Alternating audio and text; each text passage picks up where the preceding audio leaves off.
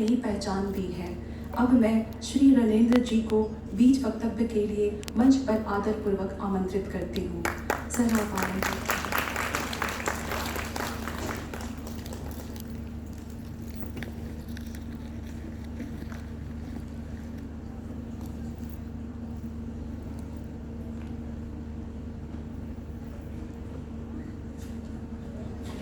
आदरणीय मंच, आदरणीय कुलपति महोदय, डीन महोदय, भूषण सर, हरिदा, जापान जर्मनी से पधारे हमारे मित्र, प्राचार्य महोदय और उपाचार्य महोदय, उपराचार्य महोदय और नीचे बैठे सारी आचार्य और हमारी छोटी बहनें और बच्चों, सबों को जोहार।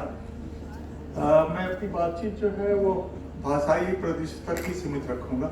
मैं भारतीय ज्ञान परंपरा पर समग्रता से बोलने में अपने को सक्षम नहीं पाता हूँ। मैं भाषा और भाषा शास्त्र का जो गढ़न हुआ 19वीं और 20वीं शताब्दी में, उस गढ़न पे जो औपनिवेशिक प्रभाव है, उसकी जो सैद्धांतिकी है, उस पर कुछ बात करना चाहूँगा। उसके पहले हमारे दोनों सम्मानित अग्रजों ने जो कुछ बातें कही, उसको कुछ जोड़ना चाहूँगा मैं। सब ने ज्ञान परंपरा के वैश्विक परिदृश्य की चर्चा करते हुए प्राचीन काल में भारतीय ज्ञान परंपरा और ग्रीस की ज्ञान परंपरा को जोड़ा था।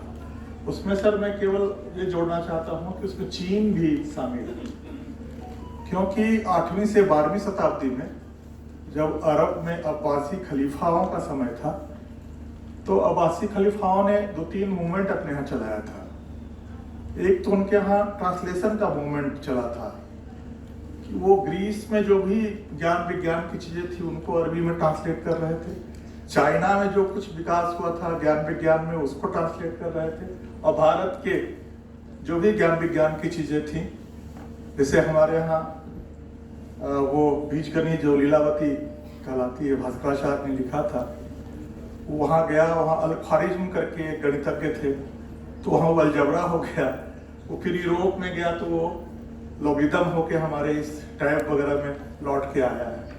तो 12वीं शताब्दी तक वहाँ, और दूसरा मोमेंट था कि लाइब्रेरी का, जिनके पास जितने बड़ा लाइब्रेरी हुआ करती थी उनको दरबार में उतना बड़ा ही पद मिलता था। तीसरा था कि स्टेट ने पहली बार लेबोरेटरी को फंडिंग किया। लेबोरेटरी जो है स्टेट ने वो वैज्ञानिक कार्यशालाओं को और उनके उसको पहली बार स्टेट ने, शासकों ने उसको फंडिंग की, और वहाँ जो आपका ज्ञान विज्ञान था चीन का जो था और ग्रीस का, उसको बहुत आगे बढ़ाया वो लोग, और सबका लैटिन में ट्रांसलेट हुआ। उसी लैटिन के ट्रांसलेशन कारण यूरोप में वो इनलाइटमेंट और जो भी हम देखते हैं चीजें आई हैं। लेकिन कभी भी एशिया में विज्ञान की भूमिका क्या रही है, इस पे बात नहीं करता है लोग। दूसरी बात, सर ने जो बात शुरू की वेदों की, तो एक तो संगम साहित्य की भी जो कार्य अवधि जो कार्यकाल है वो वेदों के कार्यकाल के समतुल्य ही है। और मुंडारी जो वाचिक परंपरा है, उसकी भी जो परंपरा है वो वेदों के आसपास जाती है। तो जिस 1500 ईस्वी पूर्व को हम लोग वैदिक मान के चल रहे हैं, वो थोड़ा सा आधा अधूरा सत्य है, पूरे भारत के परिदृश्य को स्पष्ट नहीं करता है, क्योंकि वैदिक ब्राह्मण परंपरा के लोग उस समय वो आबादी 1% भी नहीं रही होगी। तो जब भी हम वेदों से शुरू करें तो हम संगम साहित्य को भी याद कर लें, और मुंडारी वाचिक परंपरा को, उस समय वेद भी तो वाचिक ही रहा होगा। दूसरी महत्वपूर्ण बात है कि जो जिसको अथर्व कह रहे हैं हम, तो सुकुमारी भट्टाचार्य जी की किताब है, उस पे वो यादव यूनिवर्सिटी में हिस्ट्री के प्रोफेसर हुआ करते थे, उन्होंने काम किया है उस पे कि अथर्व जो है वैदिक ब्राह्मण परंपरा की चीज नहीं है, वो आदिवासी और लोक परंपरा की चीज है। पाहन और सोखा और ओझा लोगों का जो मंत्र था, जो उनका औषधीय ज्ञान था, जो उनका धातु के रसों से जुड़ा हुआ ज्ञान था, जो आधा अधूरा वो फिजियोलॉजी और मानव शरीर की जानकारी थी, उसके आधार पे जो मंत्र उन्होंने, जो चीजें उन्होंने क्रिएट की थी, तो 100 साल के संघर्ष के बाद कैसे वो वेद के रूप में स्वीकृत हुई। बड़ा बढ़िया काम है उसमें, सुकुमारी भट्टाचार्य जी को उसको देखना चाहिए। और पुराण जो है वो वेदों की प्रशंसा में नहीं रचे गए। जब कर्मनाशा नदी के बाद इधर जब आए वो, खास करके ब्राह्मण भूमि दान के बाद जब इस इलाके में आए, तो एक कल्चरेशन की प्रक्रिया शुरू हुई। सोशियोलॉजी की टर्मिनोलॉजी है मैं तो वो पर्स संस्कृति ग्रहण की प्रक्रिया शुरू हुई। विजयनाथ मैडम हिस्ट्री की दिल्ली यूनिवर्सिटी की एक प्रोफेसर गुजर गई, उनकी किताब है पुराण एंड एक्लचरेशन। और कोसाम्बी सर भी इस बात को कहते हैं, चट्टोपाध्याय भी कहते हैं कि पुराण जो है आदिवासी परंपराओं को सम्मान देने के लिए गढ़ा गया, क्योंकि जो वैदिक देवी देवता थे वो खत्म हो गए धीरे धीरे, वो वरुण अग्नि कुशन वगैरह खत्म हो गए, और आदिवासी देवी देवता जो थे, चाहे महादेव हो या गणेश हो या कार्तिकेय हो, बहुत विस्तार से नहीं जाऊंगा, मेरे लेख में है वो ग्रहण हुआ, उसको पुराणों में उन्होंने लिखा। तो वो आदिवासी परंपराओं को सम्मान देने के लिए पुराण रचे गए थे, वैदिक परंपरा को देने के लिए नहीं। इस पर बाजार तक काम है, मेरी कोई बात नहीं है इसमें। विजयनाथ मैडम का बहुत बड़ा काम है और कई लोगों ने काम किया है इसके। हरमन कुलके ने काम किया है, ईस्टमैन ने काम किया है, सोनथाइमर ने काम किया, कई लोगों ने काम किया है सर। तो ये है जो सर लोगों ने बात कही, उस बात को थोड़ा सा आगे बढ़ाते हुए, और जो भाषा शास्त्र गढ़ा गया, और एडवर्ड सईद ने ओरिएंटलिज्म में बहुत विस्तार से की बातें कह दी हैं कि यूरोप के लोगों ने हमसे जो प्यार किया तो अपनी अवधारणा के अनुसार प्यार किया। तो उसी ढंग से वो जब हमारी भाषाओं को विलियम जोन्स वगैरह की बात करने कही कि जब उन्होंने वो Bengal society, Asiatic Society of Bengal की स्थापना की 1874 वगैरह में, तो बहुत पहले से ही सिल्वन पोले कह रहे हैं ओरिजिन पैराडाइम की बात वहाँ यूरोप में शुरू हो गई थी 19वीं शताब्दी में कि रेस उनके दिमाग में बड़ा वो काम कर रहा था। रेस की एक स्यूडो साइंटिफिक थ्योरी, नस्ल की एक अवैज्ञानिक सिद्धांतिकी जब हम पर वो शासन कर रहे थे तो उनके दिमाग में श्रेष्ठता बोध बैठ गया था वो। और ये श्रेष्ठता बोध सेकेंड वर्ल्ड वॉर के बाद जब होलोकॉस्ट हुआ, नाजिज्म जब का पतन हुआ, तो वो पीछे हटे। तो हर चीज को उसी ढंग से वो देख रहे थे नस्ल के आधार पे। तो ओरिजिन पैराडाइम में भी वो रेस को ही मूल मान के, क्या किसकी उत्पत्ति कहाँ है, उसका वंश क्या है, उसकी रक्त शुद्धता क्या है, भाषा को भी वो एथनोलॉजिकल उसके कैरेक्टर की तलाश कर रहे थे उस ओरिजिन पैराडाइम में। दूसरी थ्योरी आई वो 19वीं शताब्दी में, वो प्रत्यक्षवादी पद्धति थी, पॉजिटिविज्म मेथड। ज्ञान विज्ञान के क्षेत्र में वो बाइनरी के आधार पे किसी चीज को कि क्या उसमें अनुकूल है, क्या प्रतिकूल है, छांट कर जो उसमें नहीं दिख रहा है उसको अलग करके, मतलब कि बी एंड अदर्स में वो तुलना करके, तुलना जब आप करेंगे तो हम और अन्य की ही तुलना करेंगे, उसके आधार पर हमारी भाषाओं को वो देख रहे थे, भिन्नता और समानता के आधार पर, उसी आधार पर वर्गीकरण कर रहे थे, उसी आधार पर नामकरण भी कर रहे थे। और लैंग्वेज और नेशन थ्योरी के साथ हर जगह जा रहे थे। दिक्कत ये थी कि यूरोप का जो स्टेट नेशन था उसका जो निर्माण हुआ था वो 3 आधार पर हुआ था कि उसकी एक रेस, एक लैंग्वेज और एक रिलीजन। ये 3 तत्व जो हैं यूरोप के नेशन स्टेट के डेवलपमेंट में बड़ी भूमिका निभा रहे थे। रेस एक है, भाषा एक है और धर्म एक है, कैथोलिक और प्रोटेस्टेंट वगैरह वगैरह के आधार पे वो वहाँ अपने छोटे छोटे नेशन स्टेट का वही अवधारणा लेके हमारे पास आए और हमारे भी भारतीय भाषा मानचित्र का निर्माण करने की जॉर्ज अब्राहम ग्रियर्सन साहब की बड़ी भूमिका इसमें है अध्ययन की। और टॉमस आर ट्रॉटमैन ने 2 किताबें लिखी हैं इस पे, लैंग्वेज ऑफ नेशन और आर्यन एंड ब्रिटिश इंडिया। चौथी जो अवधारणा विलियम जोन्स ने दी वो भाषा परिवार की थी, जिसपे हम लोग भारोपीय भाषा परिवार और द्रविड़ भाषा परिवार और साइमो तिब्बतन भाषा परिवार कहते हैं। तो अम्बर्तो इको ने एक किताब लिखी है, सर्च फॉर परफेक्ट लैंग्वेज। ये कैसे, ये कोई साइंटिफिक थ्योरी नहीं थी भाषा परिवार की, एक बाइबल की एक कहानी से ये लोग लेकर आ रहे थे उसको।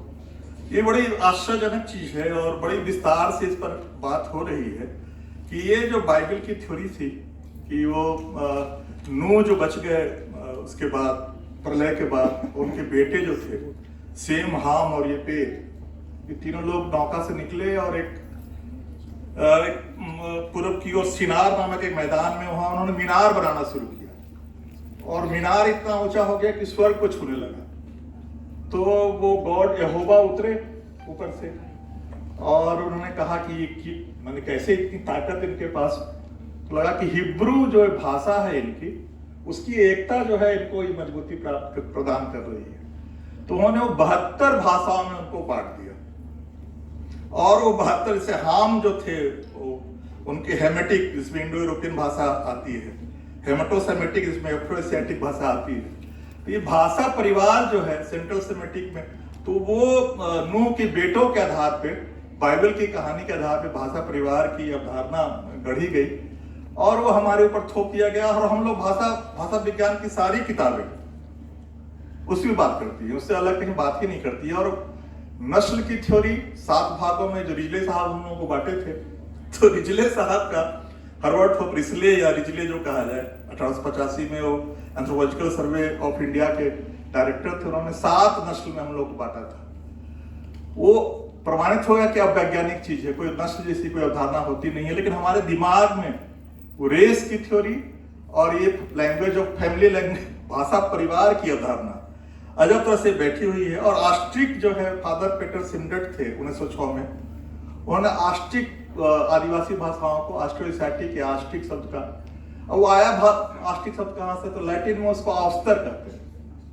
प्रशांत महासागर के दक्षिण में जब लोगों ने ऑस्ट्रेलिया महाद्वीप को खोजा, तो वहां की जो इंडिजिनस, वहां की जो आदिवासी आबादी जो भाषा बोलती थी, तो उसको दक्षिण की भाषा ऑस्टर कहा। ऑस्ट्रिक को पूरी दुनिया में सारी चीजें उन्हीं कैसे शुरू हो रही थी। इंडो यूरोपियन भी वो लैटिन और संस्कृत से शुरू हो रहा था, ऑस्ट्रो-एशियाटिक भी ऑस्ट्रेलिया, मतलब कि भारत और एशिया बने बहुत ही बांझ और क्या जगह था कि यहाँ कुछ हो ही नहीं रहा था, सब कुछ यूरोप से हो रहा था और हम लोग उसको स्वीकार कर रहे थे, आज तक स्वीकार कर रहे हैं। दिक्कत यह है कि हमारे यहाँ किशोरीदास वाजपेयी हैं या बाबूराव सक्सेना हैं, डॉक्टर राजकुमार हैं, वो हमारे यहाँ जो गांव में ये बात बोली जाती है कि 4 कोस पर पानी बदले, 8 कोस पर पानी और 16 कोस पर पगड़ी बदले और 32 कोस पर छानी। तो ये है कि हमारे यहाँ एक परंपरा रही है जिसको कंटिन्यूम थ्योरी या स्पेक्ट्रम थ्योरी कहते हैं, कि भाषा नहीं बदलती है, उसका रूप बदलता है। किशोरीदास वाजपेयी समझाते हैं कि प्रयाग से अगर पैदल चलना शुरू करेंगे तो वो धीरे धीरे पहुंचते पहुंचते अफगानिस्तान पश्तो तक पहुंच जाएंगे, तो नहीं पता लगेगा कि भाषा कहाँ बदल रही है। अब अपने यहाँ छोड़ दीजिए, अपने यहाँ शुरू कीजिए, अपना नालंदा नवादा से, वहां मगही से शुरू कीजिए, घुस जाइए फिर खोटा में, खोटा से फिर नगपुरिया इलाके में आ जाइए, क्या फर्क आपको महसूस होगा? कोई बस फर्क महसूस नहीं होगा सर। उसी ढंग से आप हमारे आदिवासी भाषाओं को, मुंडारी हो, संथाली हो, खड़िया हो, आसुरी है, ब्रिजिया है, बिरोहरी है, महली है, तो अलग अलग इलाकों में बस गए। इस कारण से होता क्या, शब्द संपदा और व्याकरण एक ही रहती है, क्रिया रूप बदलता है, कारक बदलता है, उच्चारण बदल जाता है। तो हम अभी मुंडारी, संथाली हो, खड़िया, बिरोहरी, आसुरी एक ही भाषा है, लेकिन 1000 साल से अलग अलग बसने के कारण चीजें बदल गई हैं, क्रिया रूप बदल गया, कारक बदल गए, उच्चारण बदल गया। मुंडारी का ही रूप ले लीजिए कि 4 मुंडारी हमारे यहाँ बोली के तौर पे है। केरा कहते हैं, रांची के आसपास जो मुंडारी बोली जाती है वो केरा कहलाती है। फिर वो आगे बढ़िएगा तो तमड़िया है, तमाड़ और पंचपरगना में जो मुंडारी बोली जाती है वो तमड़िया कहलाती है। फिर जाइएगा खूंटी में तो हंसदा मुंडारी है, वहां खूंटी और कर्रा में जो मुंडारी बोली जाती है वो हंसदा कहलाती है। और तोरपा से में वो नागुरी हो जाती है। तो मुंडारी के ही इतना ही दूर में कुछ 100 किलोमीटर में बदल जाता है। उसी ढंग से हमारे यहाँ जड़ गुजरी एक भाषा है बहरागोड़ा में, बड़ी खूबसूरत है। कंटिन्यूम थ्योरी का इतना बढ़िया वो रूप है जड़ गुजरी। वहां जड़ गुजरी में चूंकि वो बहरागोड़ा पूरा इलाका हमारा जो है, एक तरफ बंगाल का बॉर्डर है, एक तरफ उड़ीसा का बॉर्डर है और झारखंड का हिस्सा है, तो झारखंडी भाषाएं भी हैं उसमें, उड़िया भी उतना ही शामिल है और बांग्ला भी उतना ही शामिल है। मतलब ये कंटिन्यूम थ्योरी का इतना खूबसूरत उदाहरण हमारे यहाँ जड़ गुजरी है। हम लोगों ने TRI से निकाला था कि इसका शोध किया जाए। उसी ढंग से उड़ीसा और आंध्र के बॉर्डर पर जब पहुंचेगा जिन इलाकों में, तो उड़िया में इतनी तेलुगु भाषाएं मिल जाएंगी और मैथिली और बांग्ला में आपको क्या फर्क समझ, अगर पैदल आप यात्रा करें मिथिला से बांग्ला की ओर, तो आपको जरा सा भी फर्क महसूस नहीं होगा। या हमारा ही सिल्लीगुड़ी से आप वहां चल जाइएगा पुरुलिया में, तो कहाँ वो कुरमाली और खोरठा बदल जा रहा है बांग्ला में, राढ़ी बांग्ला सर कहलाता है वो शुद्ध बांग्ला, वो कलकत्ता वाला बांग्ला लोग उसको बांग्ला मानते भी नहीं है, जो हमारी भाषाओं से जुड़ा हुआ है। तो ये जो खूबसूरती है हमारी भाषा की, इसको भाखा कहते थे लोग हमारे यहाँ। भाषा और बोली में कोई फर्क नहीं था। ये जो बाइनरी है वो अंग्रेजों ने, ये हमारे विद्वान विलियम जोन्स वगैरह ने इस बाइनरी को क्रिएट किया कि कि भाखा अलग होगा और बोली अलग होगी। तो भाखा की अपनी ताकत थी, जैसे ब्रज भाषा ही अगर थी, जिसको सर्टन पोलक कहते हैं कि वो वर्नाकुलर था, वो उस समय का कॉन्टिनेंटल वर्नाकुलर सबसे बड़ी भाषा थी ब्रज भाषा, तो केवल अपनी नहीं थी, पूर्वी भी था, उसमें राजस्थानी भी शामिल थी। ऐसे कबीर के अगर जिसको कबीर कह रहे हैं कि भाखा जो है भाता नीर है और संस्कृत जो है कुआं का बंधा हुआ पानी है, तो खुल के संस्कृत ये बोल रहे हैं कबीर। तो कबीर के ही वो उसमें सदुकड़ी भाषा में इतनी भाखाएं मिली हुई हैं, 7-8 भाखाएं वहां मिली हुई हैं। तो ये भाखा जो थी, जैसे बोली और भाषा में हम अंतर नहीं करते थे, किसी को व्याकरण में बांध के बहुत श्रेष्ठ हो गई भाषाएं और बोलियां कुछ निम्न हो गई, ये सब बाइनरी के तहत क्रिएट किया गया। उसके कारण से हमारे यहाँ वो आंतरिक गतिशीलता थी, एक इंटरनल डायनेमिज्म था इस भाखा की एकता के कारण।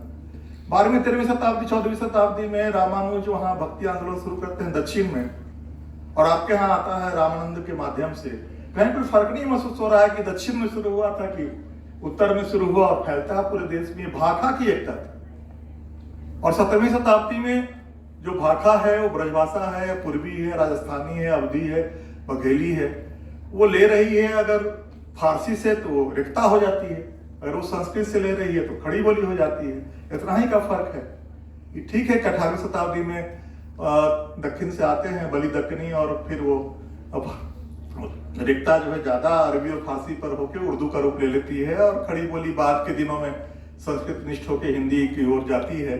ये अलग रूप है, लेकिन ये है कि भाखा की ताकत एक इंटरनल डायनेमिज्म को जन्म दे रहा था।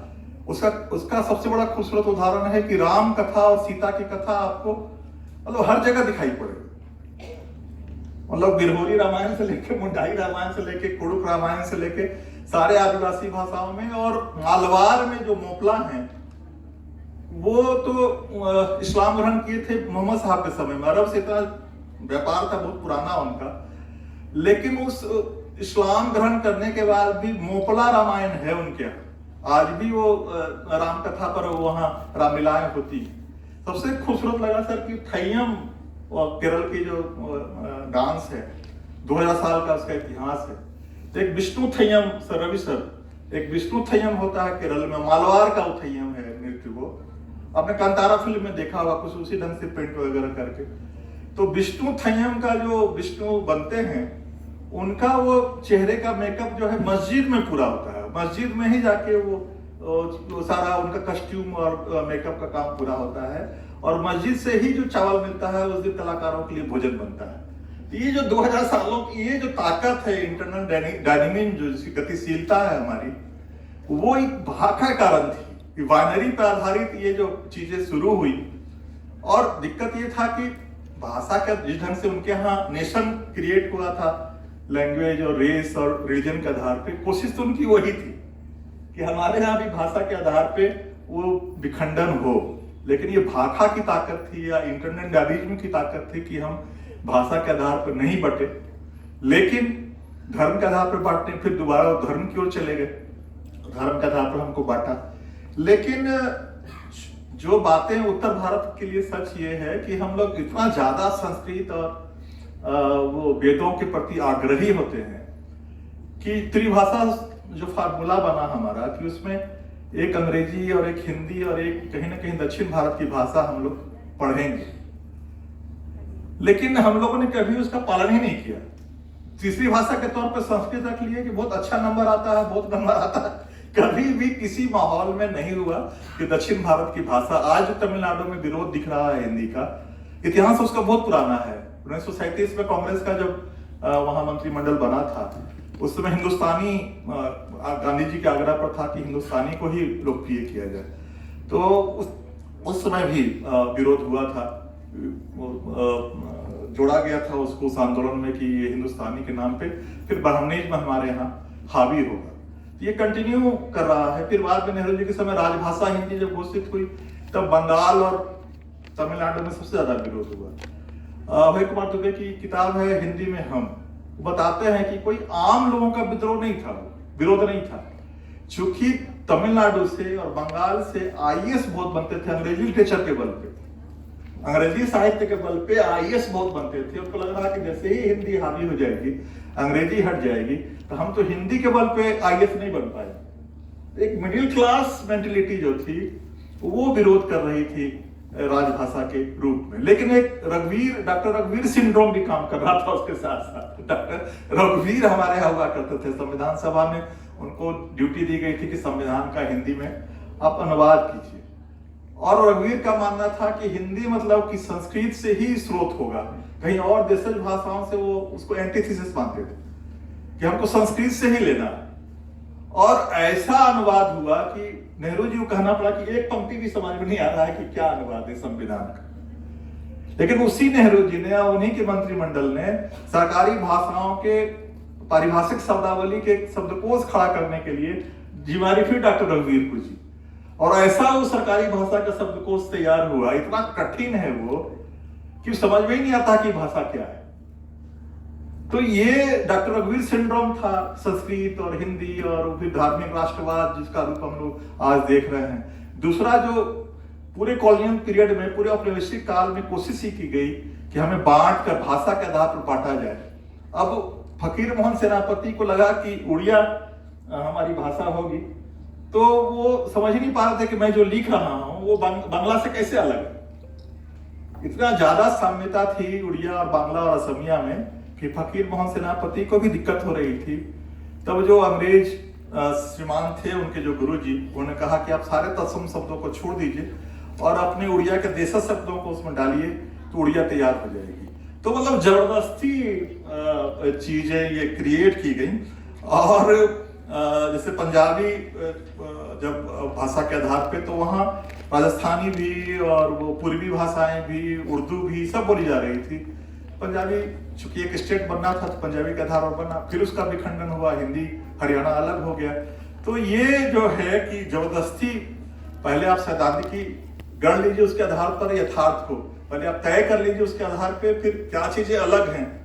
लेकिन हमारे पुरखों ने, जैसे सर बात कर रहे थे कि फादर हॉपकन ने, डॉक्टर रामदयाल मुंडा जी ने, दिनेश्वर बाबू ने, कि मुंडारी और संस्कृत के संबंधों पर फादर हॉपकन ने शुरू की थी उस बात को, रामदयाल मुंडा आगे बढ़ाया, दिनेश्वर साहब ने काम किया कि बहुत सारे शब्द जो संस्कृत में वो मुंडारी से लिए गए हैं, मुंडारी में जो शब्द है वो संस्कृत से लिए गए हैं, और कोई ऐसे शब्द हैं जो मुंडारी में आके संस्कृत से तो आए हैं लेकिन अपना रूप परिवर्तन कर लिए हैं। पूरा इसकी लंबी सूची, बड़ा गहरा अध्ययन इस पर है। तो जो समतुल्यता हमारी जो जोड़ने का जो चीजें हैं, जो हमको जोड़ती हैं, उस पर कम काम हो रहा है। जो हमें ये जो अस्मिता की राजनीति है, हमें अलगाव क्या है उस पर ज्यादा। जैसे खड़ी बोली ही, तो खड़ी बोली केवल नागरी लिपि में नहीं लिखी जाती थी, वो फारसी में भी, वो अरबी में भी, कैथी में, गुरुमुखी में। तो लिपि का भाषा से कोई संबंध ही नहीं था सर। ये तो अस्मितावादी जो राजनीति है उसने उसको लिपि से जोड़ दिया है। जैसे कि यूरोप की सारी भाषाएं अलग अलग हैं, सब रोमन लिपि में अपना प्रयोग करती हैं, उसी में नोबेल पुरस्कार लाती हैं।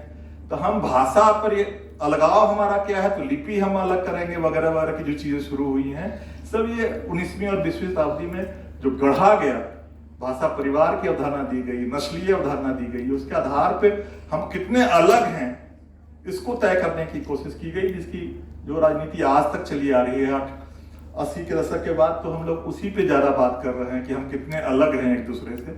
जरूरत यह है कि ऐसे मौकों पे हम लोग बात करें कि कैसे हम लोग जुड़े हुए थे। मुंडारी और संस्कृत पे काम हुआ है, ढंग से कुड़ुक पे काम होना चाहिए कि जब दक्षिण से हम लोग आए तो आवर्जन का इलाका क्या क्या था, वहाँ कैसे कैसे प्रभावित करते हुए हम लोग आए हैं। तमिल और कुड़ुक पे तो सर बहुत कार्यक्रम करवाते रहे हैं, दक्षिण भारत से लोगों को बुला के, विद्वानों को, तमिल और कुड़ुक के व्याकरण की और साम्यता पर और शब्द संपदा की। लेकिन वो कैसे कैसे बदला है, आवर्जन का रूट क्या था, उस पर काम होना चाहिए। जड़ गुजरी और राढ़ी बांग्ला में क्या खूबसूरती है, कैसे वो कंटिन्यूम थ्योरी को प्रमाणित करता है, इस पे काम होना चाहिए। और ये नस्लीय और भाषा परिवार की जो स्थापित अवधारणाएं हैं, इसको कैसे तोड़ा जा सकता है, इस पे कुछ काम होना चाहिए। इन्हीं शब्दों के साथ मैं अपनी बात खत्म करता हूँ।